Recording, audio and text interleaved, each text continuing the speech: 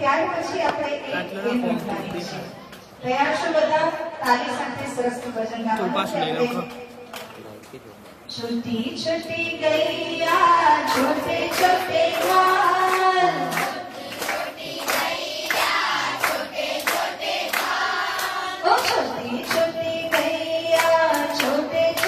ग्वाल,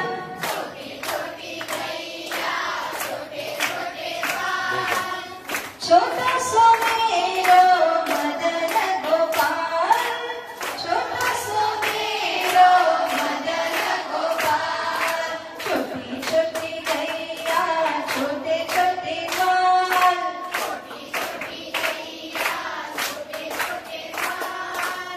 छोटा सो मेरो मदन गोपाल,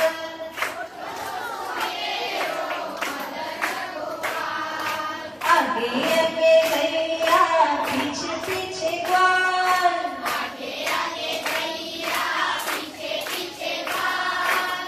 बीच में मेरो मदन गोपाल, हो बीच में मेरो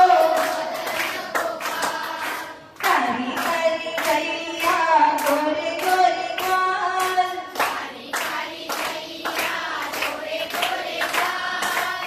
श्याम वरण मेरो मदन गोपाल, ओ छोटी छोटी गैया छोटे छोटे ग्वाल, कारी कारी गैया गोरे गोरे ग्वाल, श्याम वरण मेरो मदन गोपाल, श्याम वरण मेरो मदन गोपाल, घास खाए गैया दूध पीवे ग्वाल, घास खाए गैया घास खाए गैया दूध पीवे ग्वाल, माखन खाए मेरो मदन गोपाल, माखन खाए मेरो हे छोटी छोटी गैया छोटे छोटे ग्वाल, कारी कारी गैया गोरे गोरे ग्वाल, श्याम वरण मेरो मदन गोपाल, ओ श्याम वरण मेरो मदन गोपाल, कृष्ण लाल की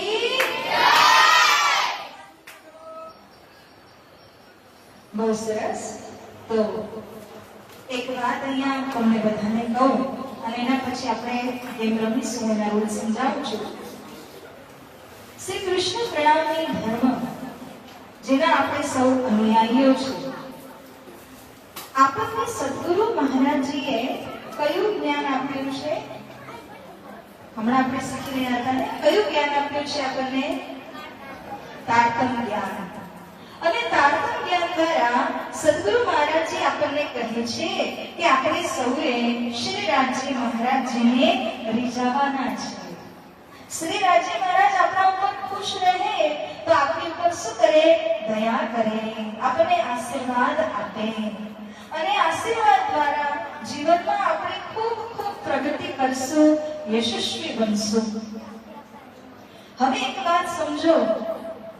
ગઈકાલે આપણે વાત કરી હતી કે એકબીજાને આપણે મળીએ ત્યારે આપણે શું સંબોધન કરવું જોઈએ? એકબીજાને હાય કહેવું જોઈએ, ગુડ મોર્નિંગ, જય સિયારામ. શું કહેવું જોઈએ? પ્રણામ કહેવું જોઈએ. કેમ કે પ્રણામ કહેવાથી આપણને શું યાદ આવે છે? પરમધામ. હું પણ પરમધામની છું, તમે પણ પરમધામના છો. એટલા માટે એકબીજાને મળવાથી આપણે પ્રણામ શબ્દ કહીએ છીએ. ને પ્રણામ એ સનાતન શબ્દ છે. પ્રણામ એ પરમધામથી આવેલું સંબોધન છે. એ વાત આપણે ગઈકાલે જેમ સમજ્યા હતા, આજે એક મહત્વની વાત આપણે સમજવાની છે કે આપણે દરરોજ આ આરતી કરવી જ જોઈએ. ઘરે જ્યારે સેવા પૂજા થતી હોય અને રાજી મહારાજની આરતી જ્યારે કરવામાં આવે, માનો કે સવારના સમયે તમે હો કે પછી સાંજના સમયે તમે હો, તમને ખબર હોય કે આરતી કરવાનો સમય થાય છે, કદાચ તમે રમતગમતમાં વ્યસ્ત હોય, હોમવર્ક આદિ કંઈ પણ કરતા હોઈ શકો છો, પરંતુ જેમ જ ખબર પડે ને કે આરતીનો સમય છે, ચોક્કસ તમારે શું કરવું જોઈએ? મમ્મી પપ્પા દાદી દાદા જે પણ સેવા કરી રહ્યા હોય એની સાથે આવી ઊભા રહી અને આરતી જરૂરથી જરૂર કરવી જોઈએ. આરતીનું બહુ મોટું મહત્વ છે. જે પણ આરતી કરે છે ને એની બુદ્ધિ હજી પણ તીક્ષ્ણ બને છે, એની અંદરના વિકાર પાપ બધું જ ધોવાઈ જાય છે અને આરતીનો એક બહુ જ પોઝિટિવ વાઇબ્રેશન, એક સકારાત્મક ઉર્જા આપણા અંદરમાં પ્રવેશ થઈ જાય છે. એટલે કે બધી રીતે તમે વિચાર કરો તો આરતી જરૂર આપણે કરવી જ જોઈએ. ઘરમાં મોટાઓ જ્યારે આરતી કરતા હોય અથવા આરતીનો સમય જ્યારે થાય, તમે પણ ત્યાં આગળ મંદિરમાં અને આરતી કરો, અથવા તમે કોઈ મંદિરે ગયા હોય પગે લાગવા, દર્શન કરવા, ત્યારે પણ આરતી જો થતી હોય તો ચોક્કસ આપણે શું કરવાનું? આરતીમાં ઊભું રહેવાનું, આરતીમાં ઊભું રહીને તાલી વગાડી આરતીને ગાવાની. સમય મળે, સંજોગ હોય તો આપણે પોતે પણ આરતી કરવી જ જોઈએ, કારણ કે આરતીનું બહુ મોટું વિશેષ મહત્વ છે. એટલા માટે બધા જ સુંદર સાજી, બધા જ બાળકો આરતીનું મહત્વ સમજો. જે મોટાઓ હોય એ પણ સમજી શકશે. આપણા શરીરમાં આંખો, કાન, આ બધું પરમાત્માએ તો આપ્યું છે, બરાબર? અને એ જ આંખો, કાન આપણે ક્યાં લગાડી રહ્યા છે? આપણે મોબાઈલ જોવામાં હોય, ટીવી જોવામાં હોય કે અહીંયા વાની વાતો સાંભળવામાં, ગીતો સાંભળવામાં, કંઈ ને કંઈ આપણે એનો ઉપયોગ કરીએ છીએ. પણ શું આપણે પરમાત્માને એના માટે આભાર વ્યક્ત કર્યો કદી પણ કે તમે આટલા સરસ આંખો, કાન, આટલી સરસ બુદ્ધિ અમને આપી, જેથી કરીને અમે જીવન સરસથી ગુજારી રહ્યા છીએ? જ્યારે કે તમે પશુઓને જુઓ, જાનવરોને જુઓ, એ લોકોને આટલી બધી બુદ્ધિ આપી નથી ઉપરવાળાએ, જે આપણી પાસે છે. એટલા માટે હંમેશા જ્યારે તમે આરતી કરો ને ત્યારે આરતીના માધ્યમથી રાજી મહારાજને આપણે શું કરવું જોઈએ? શુકરાના, એટલે કે આપણે એમનો આભાર વ્યક્ત કરવો જોઈએ. હે રાજી મહારાજ, તમે જે કંઈ પણ મને આપ્યું છે જીવનમાં એ ખૂબ સુંદર છે, અને મારા આંખ, કાન, મારી બુદ્ધિ, મારું શરીર એ હું તમારા સેવામાં સમર્પણ કરું છું. કયા વિષયમાં? તમારા સેવામાં હું સમર્પણ કરી દઉં છું. એટલે આ ભાવ તમારા દિલમાં લઈને આપણે હંમેશા શું કરવું જોઈએ? આરતીમાં ઉપસ્થિત રહેવું જોઈએ. સવાર સાંજ આરતી થાય, ઘરમાં તમે મંદિરે ગયા હોય, ત્યાં આરતી થતી હોય તો આરતીમાં ચોક્કસ જઈને ઊભા રહો. પહેલા અમારા સમયમાં જ્યારે પણ દાદી દાદા, મમ્મી પપ્પા આરતી કરતા, તમે ગમે ત્યાં હોઈએ, રમવા પણ ગયા હોય તો પણ અમને અવાજ મારીને બોલાવે કે બેટા આરતીનો સમય થઈ ગયો છે. જેમ જ મમ્મી પપ્પાનો કે દાદી દાદાનો અવાજ આવે, અમે ગમે ત્યાં જે કંઈ કરતા હોય એ બધું જ ઊભું મૂકી અને સીધા આવીને હાથ પગ ધોઈને આરતીમાં ઊભા થઈ જતા. અત્યારનો સમય એવો છે કે ઘરના મોટા કહે તો ઘણી વાર આપણે સાંભળીએ, કોઈ વાર આપણે રમત ગમતમાં ન સાંભળીએ. પણ હું તમને બધાને જે કહું છું કે જીવનને જો સફળ બનાવવું હોય તો નાની નાની વાતો અત્યારથી જો તમે જીવનમાં અમલમાં મૂકશો તો જીવનમાં તમે ખૂબ પ્રગતિ કરવાના છો. એ વાત તો નક્કી જ છે. એટલે બધા આરતી કરશો ને, ચોક્કસ આરતીનો બહુ મહત્વ છે. ખૂબ રાજના આશીર્વાદ તમને મળશે. એટલા માટે ચોક્કસ તમારે સવાર સાંજ જ્યારે પણ ઘરમાં આરતી થતી હોય મંદિરે, ત્યારે તમારે એમાં ચોક્કસ ઉપસ્થિત થવાનું. તો હવે આપણે જે ગેમ રમવાના છે એના વિશેમાં હું તમને કહું. ગઈકાલે મેં કીધું હતું ને કે 3 ચોપાઈ, કઈ 3 હતી આપણે? હા, બંધુ શત્રુ શરણકો.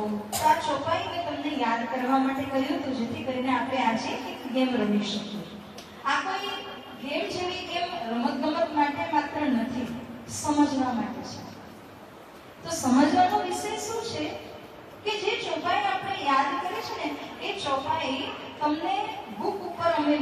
રાખી છે, પહેલો અક્ષર લખ્યું છે, તમારે એ ચોપાઈને પૂરી કરવાની છે.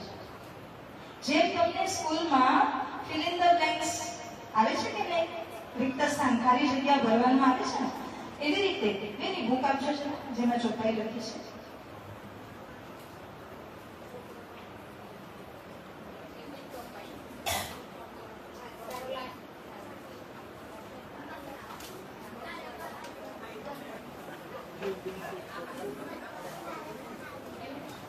કોઈ પણ એક બુક આપો ને, જે નહીં એ નહીં, સંગીતા તમે જેમાં લખ્યું એની વાત કરશો.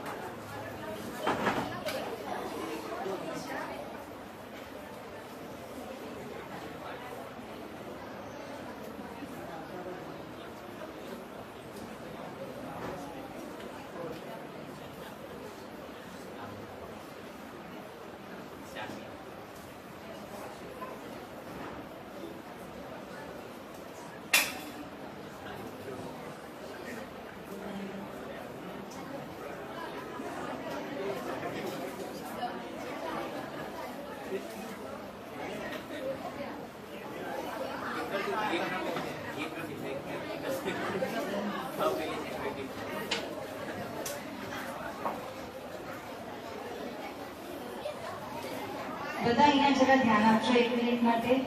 તમને અહીંયા દેખાશે કે પહેલા અક્ષર ચોપાઈના લખ્યા છે. જેમ કે પહેલી ચોપાઈ તે બંધો સતગુરુ ચરણ, બરાબર? તો બંધો શબ્દ લખેલો દેખાય છે ને, એવી રીતે બીજી ચોપાઈનો પહેલો શબ્દ છે શ્રી પ્રાણનાથ, તો એ પણ અમે લખ્યો છે. એવી રીતે ત્રીજી ચોપાઈમાં પ્રણામ એ પહેલો શબ્દ આવે છે. તો આ ત્રણ શબ્દ તો લખ્યા છે, તમારે ચોપાઈને પૂરી કરવાની છે, બરાબર? એના માટે અહીંયા અમે અમુક ચિઠ્ઠી બનાવી છે જે ચોપાઈના વર્ડ્સ છે. હવે એક એક બાળકને બે બે ચિઠ્ઠી અમે આપશું. પહેલા એક આપશું, એક પૂરી થઈ જશે, પછી અમે ફરીવાર બીજી આપશું, આ તો એક સાથે બે બે આપી દઈએ. તો એક બાળકને કેટલી ચિઠ્ઠી મળશે? બે ચિઠ્ઠી. તમારે શું કરવાનું છે, જે ચિઠ્ઠીનો વર્ડ છે ને એ તમારે અહીંયા ચોપાઈની અંદર ભરવાનું છે, લખી દેવાનું છે. તો એ તમે ક્યારે લખી શકશો? જ્યારે તમને ખબર હશે, ચોપાઈ આવડતી હશે ને તો જ તમે લખી શકશો. વંદો પછી કયો શબ્દ આવે? હવે કદાચ કોઈ બાળકની ચિઠ્ઠીમાં સદગુરુ છે તો એ ક્યાં લખશે? વંદો પછી આવશે સદગુરુ. કોઈની ચિઠ્ઠી ઉપર શું છે? પ્રણામ પછી આવે છે કરું, તો એ પ્રણામ પછી કયો શબ્દ ભરવાનો રહેશે? કરું, બરાબર? તો હવે આ જે મોટા બહેનો છે એમના પાસે આ બે બુક્સ રહેશે. તમને ચિઠ્ઠી આપવામાં આવશે, હું તમારી સાથે ઊભી રહીશ અને બાળકો જેમ જેમ આવતા જશે ને એમ એમ અમે તમને ગાઈડ કરશું. પણ તમારે એ સમજવાનું છે કે કયા શબ્દ પછી તમારે તમારો શબ્દ લખવાનો છે, ઠીક છે?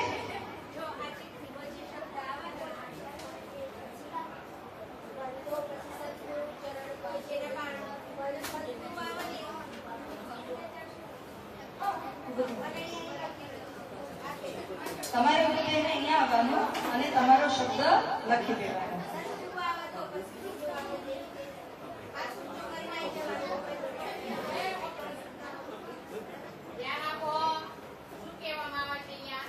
ચલો એક ટ્રાયલ લઈએ આપણે. પેલા ચોપાઈનું લઈએ, બરાબર? બધા ત્રણે ત્રણ ચોપાઈ જે ગઈકાલે આપણે કરી હતી એ ચોપાઈ આપણે બોલવાની છે. ઓકે, રેડી બધા? 1 2 3 સ્ટાર્ટ.